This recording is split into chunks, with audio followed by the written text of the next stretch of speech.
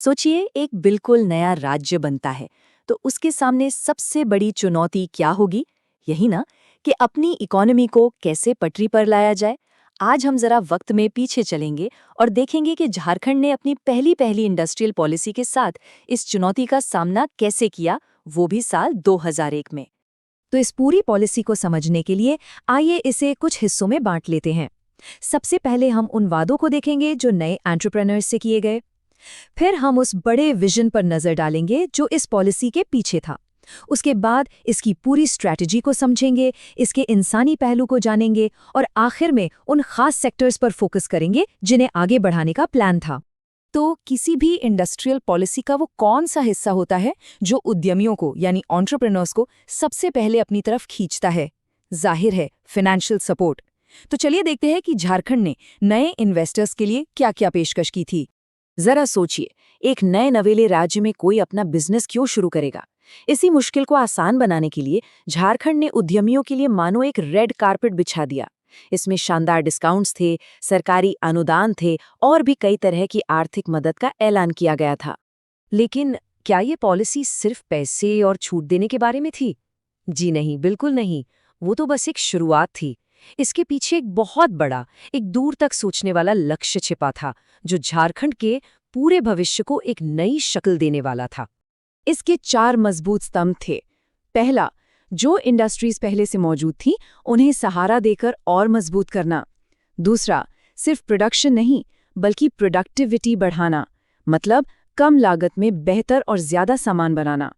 तीसरा, और शायद सबसे जरूरी, लोगों के लिए रोजगार के ढेरों मौके पैदा करना। और चौथा, झारखंड में बने सामान को दुनिया के बाजार में एक पहचान दिलाना। ये सिर्फ फैक्ट्रियां बनाने की बात नहीं थी, ये एक मजबूत भविष्य का सपना गढ़ने की बात थी। अच्छा, ये सुनने में तो बहुत अच्छा लगता है, पर सवाल ये है कि इन बड़े बड़े लक्ष्यों को कागज से उतारकर जमीन पर कैसे लाया जाता? सरकार का असल प्लान क्या था? चलिए अब इस स्ट्रैटेजी को थोड़ा और गहराई से समझते हैं। स्ट्रैटेजी बहुत सीधी सादी थी, लेकिन बेहद असरदार। पहला कदम, अपनी ताकत को पहचानो, यानी झारखंड की खेती, यहाँ के खनिज और यहाँ के लोगों की क्षमता का पूरा पूरा इस्तेमाल करो। दूसरा, बाहर से ज्यादा पैसा यानी कैपिटल इन्वेस्टमेंट को आकर्षित करो। तीसरा, और ये बहुत स्मार्ट था, अपनी पूरी ताकत सही जगह पर लगाओ, यानी थ्रस्ट जोन पहचानो। और आखिर में मजबूत इंफ्रास्ट्रक्चर और मॉडर्न टेक्नोलॉजी के साथ भविष्य के लिए तैयार रहो। अब ये थ्रस्ट जोन क्या है? देखिए, ये एक बहुत ही समझदारी भरा कॉन्सेप्ट है। इसका सीधा सा मतलब है कि अपने संसाधनों को हर जगह थोड़ा थोड़ा बिखेरने के बजाय उन खास जगहों और इंडस्ट्रीज पर फोकस करो जहां कामयाबी की गुंजाइश सबसे ज्यादा हो। इसको ऐसे समझिए जैसे आप बगीचे में हर पौधे पर थोड़ा थोड़ा पानी डालने के बजाय उन पौधों पर ज्यादा ध्यान दें जो सबसे अच्छे फल दे सकते हैं। और इस पॉलिसी की दूर की सूझ इस एक बात से साफ हो जाती है, इसने उस खतरे को पहले ही भांप लिया था जो अक्सर होता है, असंतुलित विकास। मतलब विकास की सारी रोशनी सिर्फ कुछ बड़े शहरों पर पड़ती है और बाकी इलाके अंधेरे में रह जाते हैं। ये पॉलिसी चाहती थी कि तरक्की पूरे राज्य में फैले ताकि कोई भी कोना पीछे न छूटे। इस बड़े प्लान में सरकार ने अपना रोल भी एकदम साफ कर दिया। सरकार ने कहा, हम हर फैक्ट्री खुद नहीं चलाएंगे, हमारा काम एक कोर्ट जैसा होगा। हम मैदान तैयार करेंगे, नियम बनाएंगे और खेलने के लिए प्राइवेट सेक्टर को इनकरेज करेंगे। मकसद एक ऐसा माहौल बनाना था जहां बिजनेस करना आसान हो और वो खूब फले फूले।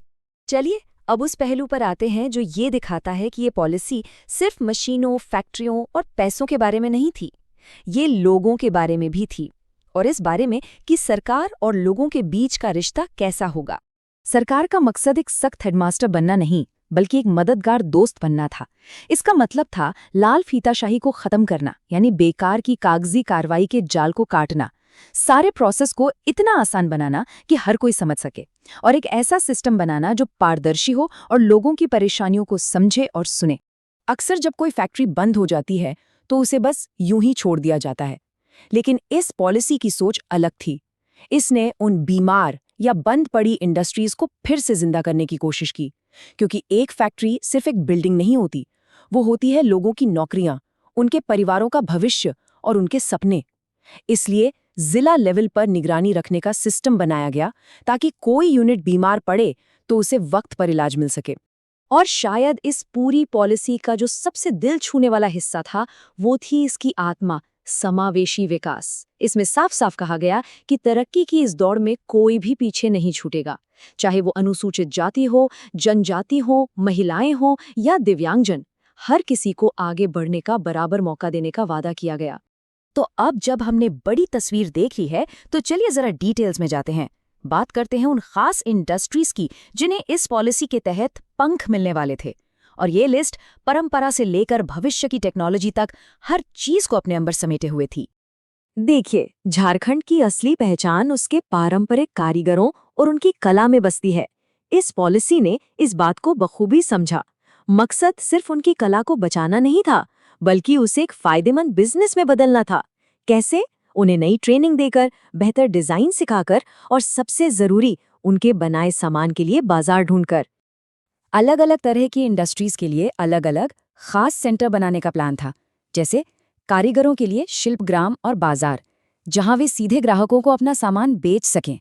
किसानों की फसल के लिए फूड प्रोसेसिंग जोन, और भविष्य की टेक्नोलॉजी के लिए स्पेशल इंडस्ट्रियल पार्क, मतलब हर जरूरत के लिए एक खास इंतजाम।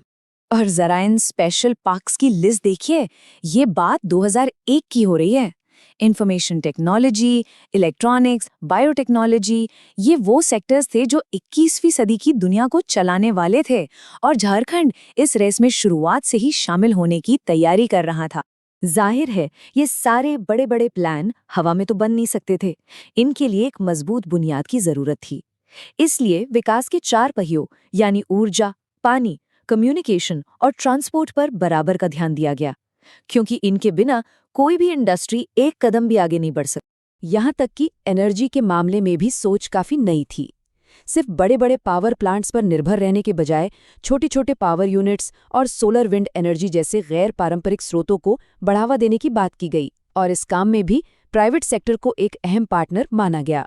हाईटेक इंडस्ट्रीज के साथ साथ उन चीजों को भी नहीं भुलाया गया जो हमारी रोजमर्रा की जिंदगी का हिस्सा हैं। प्लास्टिक, दवाइयाँ, चमड़े का सामान, हैंडलूम, हैंडीक्राफ्ट्स, ये वो इंडस्ट्रीज हैं जो न सिर्फ लोकल ज़रूरतों को पूरा करती हैं, बल्कि बड़े पैमाने पर लोगों को नौकरियां भी देती हैं। और अब आते हैं सबसे हैरान कर देने वाली बात पर। ये इतनी डिटेल्ड, इतनी दूर की सोच रखने वाली योजना आखिर बनी कब थी? ये बनी थी साल 2001 में, मतलब झारखंड राज्य के जन्म के महज 1 साल के अंदर। ये एक नई नवीले राज्य का अपने पैरों पर खड़े होने का एक बहुत ही हिम्मत भरा ऐलान था। तो अगर हम सब कुछ मिला के देखें तो ये सिर्फ एक पॉलिसी नहीं थी, ये तरक्की का एक पूरा नक्शा था। एक ऐसा ब्लूप्रिंट जो राज्य की अपनी ताकत पर बना था, जो निवेश को खींचने के लिए था, जो ये पक्का करना चाहता था कि विकास सबका हो, और जो एक साफ सुथरे शासन की नींव रखना चाहता था। तो आज 2 दशक से भी ज्यादा समय बीत चुका है, दुनिया काफी बदल गई है। लेकिन हमें रुककर ये सोचना चाहिए, क्या इस पहली पॉलिसी के जो मूल सिद्धांत थे, संतुलन, सबको साथ लेकर चलना और दूर की सोच, वो आज भी हमें आर्थिक विकास के बारे में कुछ नया सिखा सकते हैं? ये एक ऐसा सवाल है जिसका जवाब हम सबको मिलकर खोजना होगा। नमस्कार, आज बात करते हैं एक बहुत ही जरूरी पॉलिसी की, झारखंड इंडस्ट्रियल पॉलिसी 2012। अब देखिए, ये सिर्फ कोई सरकारी डॉक्यूमेंट नहीं था, नहीं, ये तो एक पूरा ब्लूप्रिंट था, एक नक्शा था जिससे झारखंड के इंडस्ट्रियल फ्यूचर को एक नई शक्ल देनी थी। तो चलिए देखते हैं कि आखिर इसमें ऐसा क्या खास था। तो सबसे पहले एक बेसिक सवाल से शुरू करते हैं ना, कि आखिर कोई भी स्टेट, कोई भी राज्य अपने इंडस्ट्रियल फ्यूचर को बनाता कैसे है? क्या इसका मतलब सिर्फ ये है कि बड़ी बड़ी फैक्ट्रियों को बुला लो, या फिर इसमें कुछ और भी है? असल में इसका जवाब छिपा होता है उन पॉलिसीज में जो वो स्टेट बनाता है। इसका जवाब आप समझिए 2 हिस्सों में बटा है। पहली बात, एक बहुत ही मजबूत नींव तैयार करना, और दूसरी, आने वाले कल के लिए एकदम साफ सुथरे नियम बनाना। और झारखंड की जो ये 2012 वाली पॉलिसी थी ना, वो इन्हीं 2 पिलर्स पर खड़ी थी। तो चलिए सबसे पहले उस नींव को ही समझते हैं जिस पर ये पूरी इमारत खड़ी की गई। देखिए, 2012 की जो ये पॉलिसी थी, ये अचानक से हवा में नहीं आ गई थी।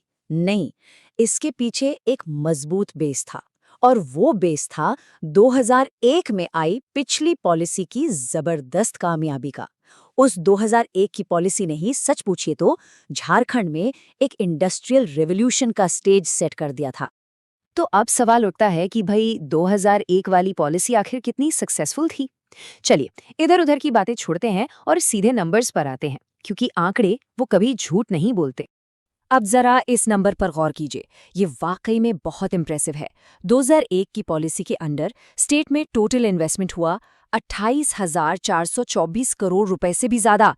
सोचिए, ये कितनी बड़ी रकम है। और ये एक साफ इशारा था कि इन्वेस्टर्स अब झारखंड को एक बहुत सीरियस मौके की तरह देख रहे थे।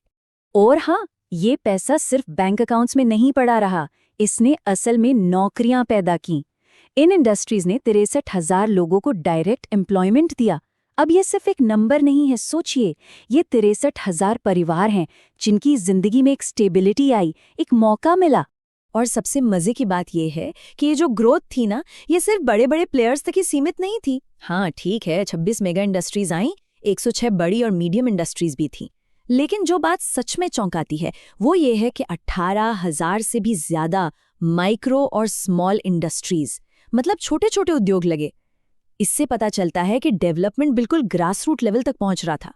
लेकिन कहानी सिर्फ नंबर्स की नहीं है, इसका असर कहीं ज्यादा गहरा था। इस इंडस्ट्रियल बूम ने स्टेट का खजाना भर दिया। जमशेदपुर, रांची, बोकारो जैसे जो इंडस्ट्रियल हब्स थे, वहां लोगों की क्वालिटी ऑफ लाइफ बेहतर हुई। और सबसे जरूरी बात, इसने झारखंड को इंडिया के इंडस्ट्रियल मैप पर एक हॉट इन्वेस्टमेंट डेस्टिनेशन बना दिया।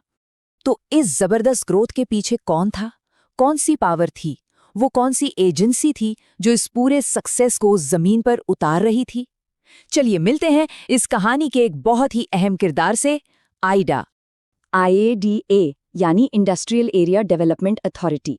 बिल्कुल आसान भाषा में समझें तो ये वो सरकारी बॉडी थी जिसका काम था इंडस्ट्रीज के लिए जमीन एक्वायर करना और फिर उस जमीन पर सड़क, पानी, पार्क जैसा जरूरी इंफ्रास्ट्रक्चर तैयार करना। लेकिन यहाँ एक बात समझना जरूरी है, IADA सिर्फ जमीन का कोई एजेंट नहीं था, वो एक मैनेजर था, प्रॉपर मैनेजर। वो 30 साल की लंबी लीज पर जमीन देता था, हर 10 साल में उसका रेंट रिव्यू होता था और सबसे इम्पोर्टेंट, वो ये पक्का करता था कि जमीन का इस्तेमाल उसी काम के लिए हो जिस इंडस्ट्रियल काम के लिए वो दी गई है। ठीक है, तो अब जब हमने बेस समझ लिया है तो चलिए अब आते हैं 2012 की पॉलिसी के सबसे ज़रूरी हिस्से पर, और वो है ज़मीन से जुड़े नियम। ये वो एरिया है जहां पॉलिसी ने असल में क्लैरिटी और अकाउंटेबिलिटी, मतलब जवाबदेही लाने की कोशिश की। पॉलिसी ने एक बहुत ही बड़ा, बहुत एम्बिशियस टारगेट सेट किया। आईडा को कहा गया कि उसे इंडस्ट्रियल डेवलपमेंट के लिए कम से कम 1000 एकड़ का एक लैंड बैंक बनाना है। ये सरकार की तरफ से एक बहुत बड़ा सिग्नल था कि भाई हम बड़े स्केल पर औद्योगिकरण के लिए एकदम सीरियस हैं। अब ये जो आप देख रहे हैं ना, ये असल में इस पॉलिसी का दिल है। ये सिर्फ जमीन लेने के बारे में नहीं था, बल्कि उसे सही तरीके से बांटने के बारे में भी था। आप देखिए, जितनी भी जमीन ली जाती उसका 40% हिस्सा, एक बड़ा हिस्सा, सिर्फ और सिर्फ माइक्रो और स्मॉल इंडस्ट्रीज के लिए रिजर्व था। ये छोटे बिजनेस वालों को आगे बढ़ाने के लिए एक बहुत बड़ा स्टेप था। इतना ही नहीं, 10% जमीन उन लोगों के लिए रखी गई जिनकी जमीन ली गई थी, और जमीन से जो भी कमाई होती उसका 5% लोकल नौजवानों की स्किल डेवलपमेंट पर खर्च होना था। हाँ, लेकिन वो जो 10% रिजर्वेशन था ना, उस पर भी कुछ शर्तें थीं। ये सिर्फ उन लोगों को मिलता था जिनकी 1 एकड़ से ज़्यादा ज़मीन गई हो, और उन्हें भी एक अच्छी खासी इंडस्ट्रियल यूनिट लगाने के लिए बाकी सारे नियम कायदे पूरे करने पड़ते थे। तो मतलब ये एक तरह से सेफ्टी नेट भी था और एक मौका भी। तो सवाल ये है कि सरकार ये कैसे पक्का करती कि इतनी कीमती ज़मीन का कोई गलत इस्तेमाल ना हो? इसके लिए उन्होंने एक मजबूत 4 स्टेप मॉनिटरिंग सिस्टम बनाया। आयादा को हर साल हर एक प्लॉट का इंस्पेक्शन करना था, फिर जमीन के इस्तेमाल पर एक रिपोर्ट तैयार करनी थी। अगर कोई शिकायत आती कि जमीन का गलत इस्तेमाल हो रहा है तो उसकी जांच करनी थी, और अगर पता चलता कि जमीन पर काम नहीं हो रहा या गलत इस्तेमाल हो रहा है तो अलॉटमेंट कैंसिल करने का पूरा हक था। और ये सिर्फ खोखली धमकियां नहीं थीं, इसके लिए बाकायदा सख्त डेडलाइंस थीं। जो माइक्रो और स्मॉल इंडस्ट्रीज थीं, उन्हें जमीन मिलने के 2 साल के अंदर प्रोडक्शन शुरू करना था, और जो बाकी बड़ी इंडस्ट्रीज थीं उन्हें 5 साल का वक्त दिया गया था। ये इसलिए किया गया ताकि जमीन बस खाली ना पड़ी रहे और डेवलपमेंट तेजी से हो। तो इतनी सारी डिटेल्स के बाद इस पूरी पॉलिसी का सार क्या निकलता है, इसका निचोड़ क्या है? चलिए ऐसे शॉर्ट में समझते हैं। तो देखिए, असल में ये पॉलिसी एक बैलेंस बनाने की कोशिश थी। एक तरफ इसका मकसद था इंडस्ट्रियल ग्रोथ को रफ्तार देना, उसे तेजी से आगे बढ़ाना, लेकिन वहीं दूसरी तरफ ये भी पक्का करना था कि सख्त नियमों और निगरानी के जरिए एक जवाबदेही बनी रहे, ताकि सरकारी जमीन का गलत इस्तेमाल ना हो। और यहीं पर आकर हम एक आखिरी सवाल पर रुकते हैं कि क्या ये बैलेंस, मतलब तेज ग्रोथ का सपना और सख्त नियमों की जरूरत, क्या ये झारखंड के फ्यूचर को पावर देने के लिए सही कॉम्बिनेशन था? ये एक ऐसा सवाल है जो आज भी उतना ही जरूरी है। साल 2016 झारखंड ने अपनी आर्थिक किस्मत को पूरी तरह से बदलने के लिए एक बहुत बड़ा और साहसिक कदम उठाया था। आज हम उसी मास्टर प्लान को समझने जा रहे हैं जिसे झारखंड को सिर्फ एक मिनरल सप्लायर से एक इंडस्ट्रियल पावर हाउस बनाने के लिए डिजाइन किया गया था। ये सवाल ना बहुत बड़ा है। सोचिए, एक ऐसा राज्य जिसके पास कुदरती खजानों का भंडार हो, वो अपनी पूरी ताकत का इस्तेमाल कैसे करे? वो सिर्फ कच्चा माल बेचने वाला बनकर क्यों रह जाए? वो एक ग्लोबल इंडस्ट्रियल प्लेयर कैसे बन सकता है? और जानते हैं, झारखंड की 2016 की यह औद्योगिक नीति इसी सवाल का जवाब ढूंढने की एक जबरदस्त कोशिश थी। चलिए गहराई से समझते हैं कि उन्होंने ये किया कैसे। तो आज हम क्या क्या देखने वाले हैं। सबसे पहले झारखंड की औद्योगिक महत्वाकांक्षा को समझेंगे, फिर 2016 की पॉलिसी का असल विजन क्या था उस पर बात करेंगे। इसके बाद हम देखेंगे कि किन उद्योगों को टारगेट किया गया, इन्वेस्टर्स को बुलाने के लिए क्या क्या इंसेंटिव्स दिए गए, और हाँ, सबसे जरूरी, बिजनेस करने के रास्ते में जो मुश्किलें आती हैं उन्हें आसान कैसे बनाया गया। तो चलिए सबसे पहले पड़ाव से शुरू करते हैं। आखिर झारखंड का वो बड़ा सपना था क्या? इस पॉलिसी के दिल में क्या था? वो असल में हासिल क्या करना चाहते थे? एक पल के लिए सोचिए, झारखंड का नाम सुनते ही हमारे दिमाग में क्या आता है? खदानें, खनिज, मिनरल्स, है ना? लेकिन इस पॉलिसी का मकसद इसी पहचान को बदलना था। लक्ष्य था एक बिल्कुल नई पहचान बनाना, एक औद्योगिक महाशक्ति की पहचान। मतलब सिर्फ कच्चा माल बेचने वाला नहीं, बल्कि उससे कुछ बनाने वाला, एक मेकर स्टेट बनने का सपना। आप देखिए, कोई भी बड़ा काम बिना एक साफ विजन के तो हो नहीं सकता, वो बस एक सपना बनकर रह जाता है। तो इस पॉलिसी का विजन क्या था?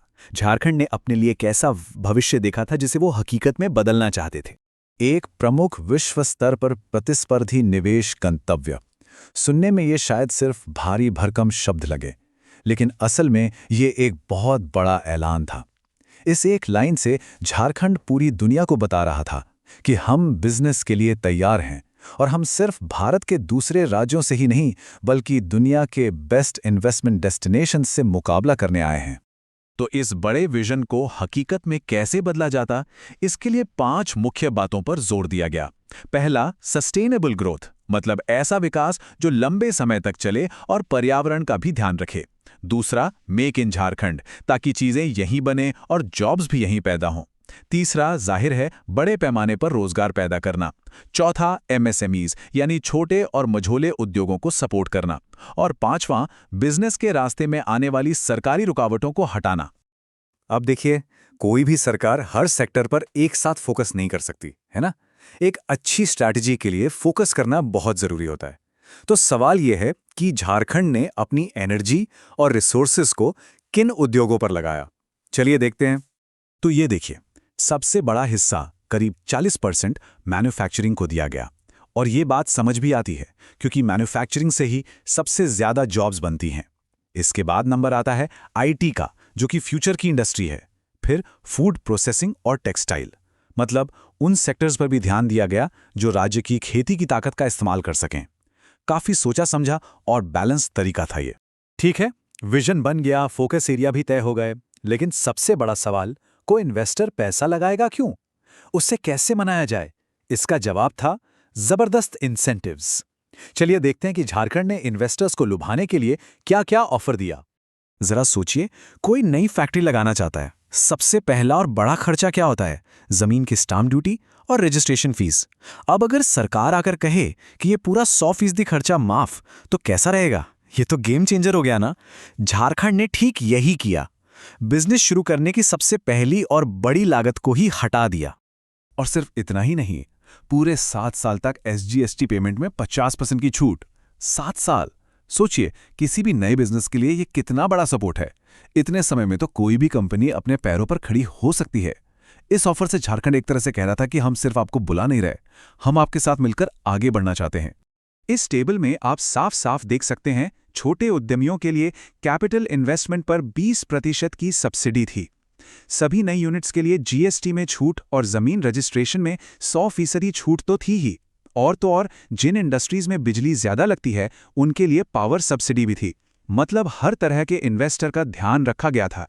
पैसे की मदद तो हो गई, लेकिन बिजनेस करने में एक और बहुत बड़ी मुश्किल आती है, सरकारी दफ्तरों के चक्कर और लाल फीताशाही। ये किसी भी बिजनेसमैन के लिए एक बुरे सपने जैसा हो सकता है। तो सवाल ये है कि झारखंड ने इस रेड टेप के जाल को काटने के लिए क्या किया? आप एक शानदार बिजनेस आइडिया लेकर आते हैं, पूरा जोश है, लेकिन फिर आपको सरकारी परमिशन के एक ऐसे जाल में फंसा दिया जाता है जहां फाइलें एक टेबल से दूसरी टेबल पर घूमती रहती हैं। कितना फ्रस्ट्रेटिंग होता है ना? बस इसी फ्रस्ट्रेशन को खत्म करना इस पॉलिसी का एक बहुत बड़ा मकसद था। और इसका हल था सिंगल विंडो सिस्टम। नाम से ही साफ है, मतलब अब 10 अलग अलग सरकारी दफ्तरों के चक्कर काटने की जरूरत नहीं। बस एक ही जगह, एक ही डिजिटल पोर्टल पर जाइए और आपके सारे काम वहीं हो जाएंगे, बिल्कुल किसी वन स्टॉप शॉप की तरह। प्रोसेस को इतना आसान बना दिया गया है कि बस पूछिए मत। बस 3 सिंपल स्टेप्स। पहला, ऑनलाइन अप्लाई कीजिए घर बैठे। दूसरा, आपकी एप्लीकेशन एक साथ सभी डिपार्टमेंट्स के पास चली जाएगी, कोई देरी नहीं। और तीसरा और सबसे जरूरी, एक तय टाइम फ्रेम के अंदर आपको मंजूरी मिल जाएगी। मतलब अब महीनों का इंतजार खत्म, सब कुछ फास्ट, आसान और ट्रांसपेरेंट।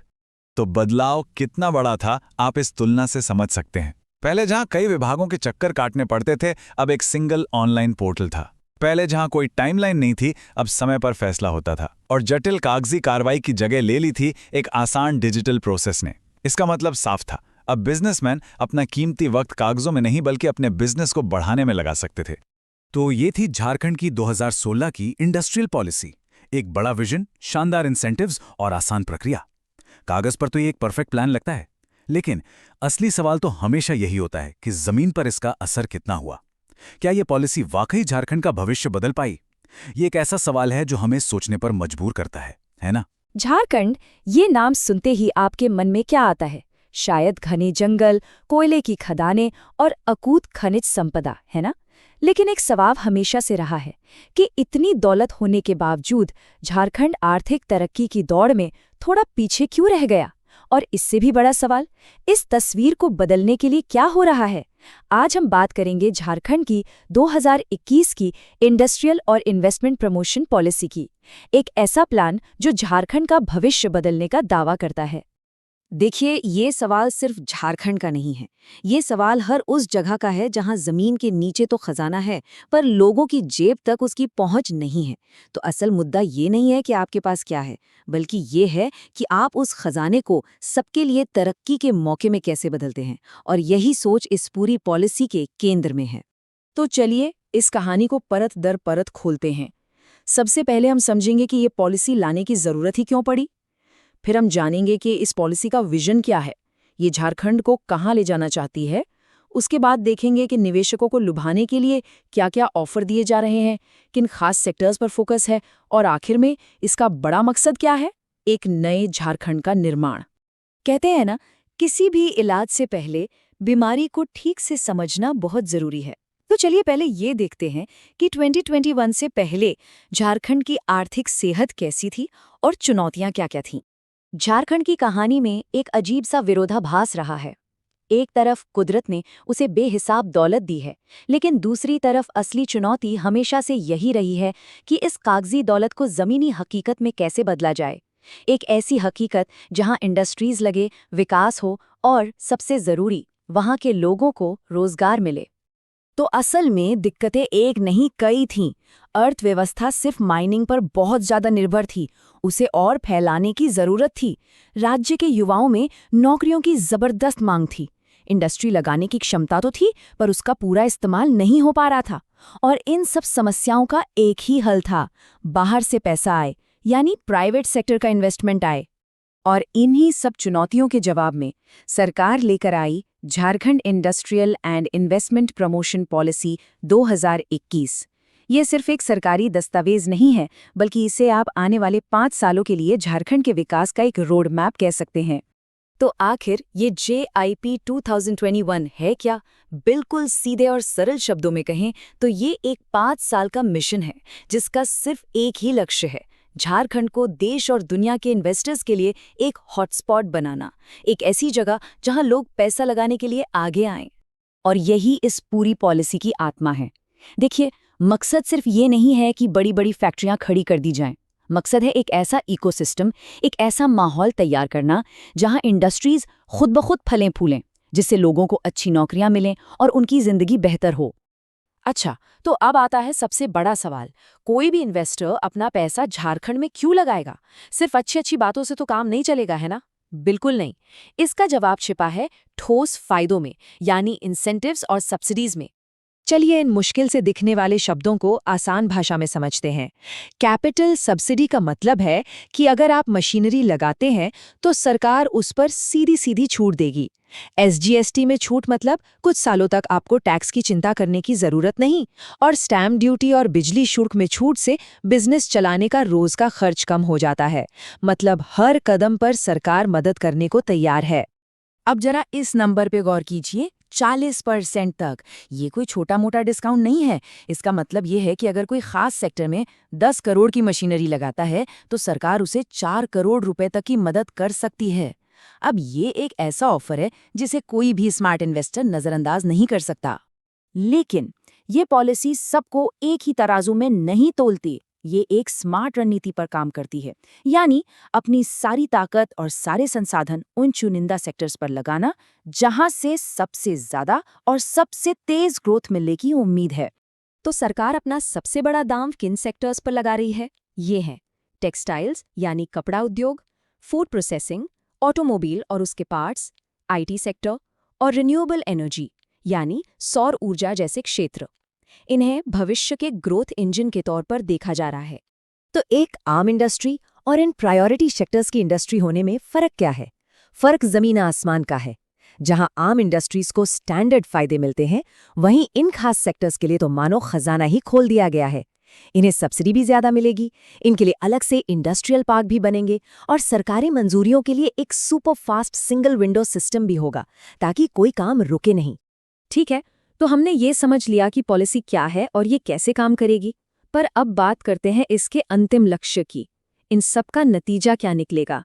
आखिर इस पूरी मेहनत से झारखंड को लंबे समय में क्या हासिल होगा? देखिए, ये कोई जादू की छड़ी नहीं है जो रातों रात सब कुछ बदल देगी। ये एक सोचा समझा प्लान है, एक सफर है।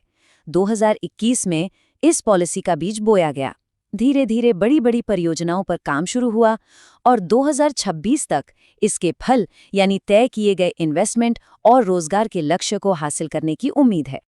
इस पूरी पॉलिसी के पीछे की सोच को आप एक चेन रिएक्शन की तरह समझ सकते हैं। पहला स्टेप, अच्छे ऑफर देके इन्वेस्टमेंट को खींचना। दूसरा स्टेप, जब पैसा आएगा तो उससे सड़कें, बिजली और इंडस्ट्री के लिए पार्क जैसी सुविधाएं बनाना। तीसरा स्टेप, जब इंडस्ट्री लगेंगी तो वहां के लोगों को पक्की नौकरियां मिलेंगी। और चौथा स्टेप, जब लोगों के पास पैसा आएगा तो पूरे राज्य की अर्थव्यवस्था मजबूत होगी और खुशहाली बढ़ेगी। और हाँ, ये सब बातें सिर्फ हवा हवाई नहीं है, बाकायदा टारगेट सेट किए गए हैं। और ये टारगेट भी कोई छोटे मोटे नहीं है।